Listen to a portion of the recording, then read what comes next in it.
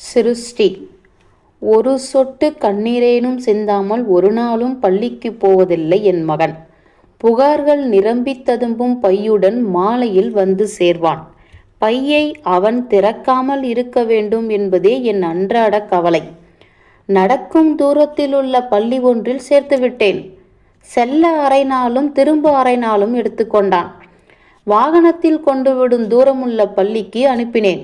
வாகனம் பழுதாக வேண்டும் எனவும் வாகன திருடன் விரைவில் வர வேண்டும் எனவும் அவனுடைய கடவுளிடம் வேண்டுதல் செய்தான்.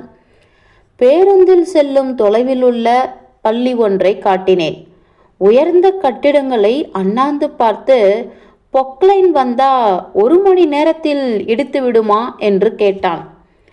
அவனுக்கான பள்ளியை எப்படி சிருஷ்டிப்பது என யோசித்து கொண்டிருந்த நாளில் வீட்டிற்குள் அவன் ஒரு அற்புத நகரம் உருவாக்கியிருந்ததை கண்டேன். கண்விரிய பார்த்த என்னை அந்நகரத்துக்குள் அழைத்துச் சென்றான். கூரிய கட்டிடங்கள், மிதக்கும் சாலைகள், விளையாட்டு திடல்கள் எல்லாம் சுற்றி முடித்த நான், எங்கே உன் பள்ளிக்கூடம் என்றேன்.